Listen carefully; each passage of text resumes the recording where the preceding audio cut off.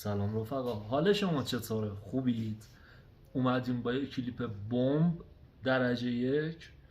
این شما و این ما مستر سایکولوژیست. بریم بیاییم بچه ها. خیلی سواله، این موضوع بسیار موضوع مهمیه که آیا ما باید گوشی همسرمون رو چک بکنیم یا نه. من میگم باید چک بشه، اصلا باید این اتفاق بیفته. دور گوشی، تلق پشت گوشی، LCD گوشی خیلی مهمه. LCD گوشی رو چک کنید، اگر شکسته باشه، خراب شده باشه، براش عوض کنید، گوشی نو بخرید، کادو تولدش. آره، ولی محتویات داخل گوشی رو به هیچ منوال نباید چک کرد. چرا؟ چون که شما باید به همسر خودت اعتماد داشته باشی. حالا برای برطرف کردن این سوء ظن حتما باید گوشیشو چک کنی.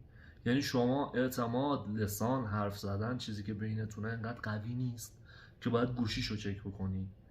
پس اگر میبینید کسی میگه من میخوام گوشیتو چک بکنم، یا همسرت دنبال اینه که گوشیتو چک بکنه، باش منطقی حرف بزن. بگو گوشی من یه چیز شخصیه و تو باید به خودم باور داشته باشی.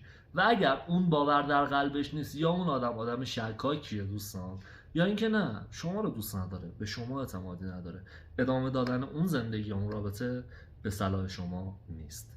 موفق باشید.